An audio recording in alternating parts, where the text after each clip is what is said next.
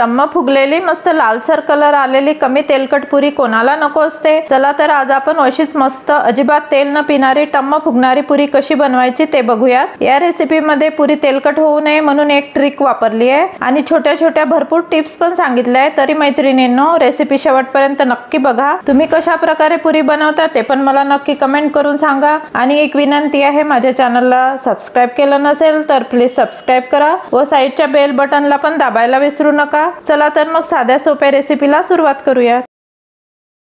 आज आपण अतिशय साधी सोपी झटपट बनणारी आणि प्रत्येकाच्या घरात बनणारी पुरीची रेसिपी बघतोय। त्यासाठी मी इथे गव्हाचं पीठ घेतलंय, 2 वाट्या गव्हाचं पीठ आहे। आपल्याला त्याच्यासाठी थोडं मीठ लागणार आणि इथे मी ओवा घेतलाय आणि थोडंसं भाजलेल्या जिऱ्याची पावडर घेतली आहे। यामुळे आपल्या पुरीला खूप छान चव येते। या पुरी सोबत भाजी वगैरे नसली, नुसतं पुरी जरी खाल्ली तरी चालू शकतं। आता मी इथे पीठ मळण्यासाठी असं खोलगट भांड घेतलंय, त्यात आपण आपलं हे गव्हाचं पीठ घालून घ्यायचं। त्यात हा ओवा आहे ना, बहुतेक जण ओवा टाकत नाही, पण तुम्ही माझ्यानुसार एकदा ओवा टाकून बघा, पुरीला खूप छान चव येते। असं हातावरती क्रश करून टाकायचं थोडं चोळून, म्हणजे चव छान उतरते। आणि थोडंसं जिरे पावडर टाकायचं भाजलेलं, यामुळे पण एकदम खमंग छान चव येते पुरीला। आणि मीठ चवीनुसार, मीठ कमी जास्त करू शकता तुम्ही। आता हे व्यवस्थित मिक्स करायचं। आज आपण जी पुरी बनवणार त्यात मी तेल वगैरे, साखर वगैरे, रवा काहीच न घालता फक्त गव्हाच्या पिठापासून बनवणार आहे। तरी पण आपली पुरी एकदम मस्त फुलणारी आणि छान होते। पुरीचं पीठ भिजवताना फक्त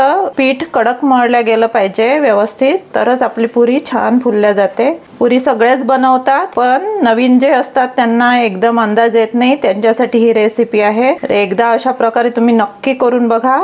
आता बघा, हे सगळं मी मिक्स करून घेतलंय। आता थोडं थोडं पाणी घालत हे मळून घ्यायचं आहे आपल्याला। थोडं थोडं पाणी घालायचं, कारण की पुरीचं पीठ जर ढिलं झालं ना तर आपल्या पुऱ्या फुलत नाही बिलकुल आणि कडक पण नाही होत, एकदम सॉफ्ट सॉफ्ट बनतात आणि लाटता पण व्यवस्थित येत नाही। तर अशा प्रकारे एकदम थोडं थोडं पाणी घालून आपल्याला पुरीसाठी एकदम कडक पीठ मळावं लागते। जसं आपण फुलक्याला, चपातीला मळतो त्यापेक्षा एकदम कडक पीठ मळायचं। हे अशा प्रकारे जर भांड घेतलं ना खोलगट, तर पीठ मळायला अगदी सोपं जातं। हे बघा, अशा प्रकारे गोळा करून घेतलाय आणि तुम्ही बघू शकता कडक आहे एकदम। सॉफ्ट जर केला तर आपला पुऱ्या व्यवस्थित होत नाही, म्हणून असं कडक बनवायचा। मी फक्त हे पीठ असं जवळ करून घेतलंय आणि एकत्र करून घेतलंय, याला मळलं नाही मी। आता इथे मी थोडंसं तेल घालणार। जर तुम्हाला लगेचच पुऱ्या करायच्या तर इथे पीठ तुम्हाला मळून घ्यावं लागेल आणि 5-10 मिनिट तरी लागतील, कारण की कडक पीठ असल्यामुळे सॉफ्ट व्हायला वेळ लागतो। तर मी काय करणार आहे बघा, ही ट्रिक वापरा तुम्ही। आता हे पीठ एकत्र करून घेतलंय, आता याला थोडं तेल लावलंय आणि आता हे मी झाकून ठेवणार। आता हे बघा, असं गोळा करून ठेवून दिला आणि थोडं तेल लावलंय। आता हे आपल्याला झाकून ठेवायचं एक 10 मिनिट। 10 मिनिटांनंतर आपल्याला अगदी 2-3 मिनिटात आपलं पुरीचं पीठ तयार होत। हे बघा, 10 मिनिट झालेत। आता आपल्याला हे व्यवस्थित मळून घ्यायचं। जर आपण पहिल्यांदाच मळायला घेतलं ना तर खूप वेळ लागतो, तर आपला वेळ पण वाचतो या ट्रिक मुळे आणि आपल्याला जास्त मेहनत करावं लागत नाही। आता हे पाण्यात छान मुरल्या गेली आहे ना कणिक, त्यामुळे बघा एकदम आपण 2 मिनिट असं मळून घेतलं की आपल्या पुरीसाठी एकदम सॉफ्ट आटा तयार होतो। आपलं वाटं पण क्लीन आहे, बिलकुल चिपकत नाही आणि वेस्ट पण होत नाही। तर ही ट्रिक तुम्ही एकदा नक्की वापरून बघा। आता इथे मी एक 2-3 मिनिट अशा प्रकारे व्यवस्थित मळून घेते। 1-2 मिनिट छान व्यवस्थित असं मळून घेतलं मी। तुम्ही इथे बघू शकता किती छान सॉफ्ट, बिलकुल क्रॅक्स पण नाही आहे आणि कडक, असा कडक हवा आपल्याला। अशा प्रकारे बघा व्यवस्थित आटा बनलाय। आता आपल्याला पुरी करून घ्यायच्या। तर तुम्हाला इथे ज्या आकाराच्या हव्यात अशा प्रकारे गोळे करून घ्यायचे। आता मी इथे एकदम मोठ्या पण नाही, एकदम छोट्या पण नाही, मीडियम आकाराचे असे गोळे करून घेते आणि आता आपल्याला पुरी लाटून घ्यायची आहे। इथे मी एक पोळपाट लाटणं घेतलंय। आता त्याला थोडं तेल लावून घ्यायचं। आपलं पीठ जर व्यवस्थित कडक मळलं गेलं तर तेल न लावता पण पुरी लाटल्या जाते आणि अशा प्रकारे हळूहळू व्यवस्थित लाटून घ्यायची, असं उचलून, कारण अशामुळे अशा व्यवस्थित हळूहळू व्यवस्थित लाटल्या गेल्या ना पुरी फुलायला मदत होते। जर तुम्ही एकदम जोर लावून लाटलं तर ते कुठे जाड कुठे बारीक अशा प्रकारे होते आणि पुरी आपली फुलत नाही। जास्त जर पातळ असली ना पुरी तर कडक बनते, फुलत नाही। तर आता हे अशा प्रकारे सगळ्या पुऱ्या मी एकदा लाटून घेते। अशा प्रकारे मी सगळ्या पुऱ्या व्यवस्थित लाटून घेतल्या। इथे बघू शकता एकदम जास्त लाटायच्या नाही, 5-7 लाटून तळायच्या। खूप जास्ती लाटून घेतल्या तर बाकी पुऱ्या कडक येऊ शकतात। आता हे बघा तुम्ही, इथे आटा आपला व्यवस्थित झाल्यामुळे मी इथे बाकी याला तेल पण न लावता लाटल्या गेले आणि क्रॅक फ्री झालाय। जर आटा व्यवस्थित मळल्या गेला नाही तर इथे क्रॅक्स होतात। चला आता तळून घेऊया आपण। इथे मी एक लोखंडाची कढई घेतली आहे।